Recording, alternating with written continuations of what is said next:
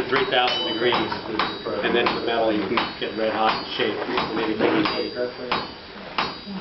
He's making a fork right now, like this one. So it's called a flex fork for cooking meat over the fire. One's been promised to people on the farm staff, so he's making a second one. And of course, this shop would have repaired plows, made axes and hoes and hatchets and any number of implements that were used on the farm. Now, the first reference of a shop here is 1755, and that's probably a shop that Lawrence Washington had built, Washington's older brother. When he dies and George Washington inherits Mount Vernon, he begins to improve it and enlarge it. So in 1768, there's a lot of entries in the ledger book about carpentry work on this building.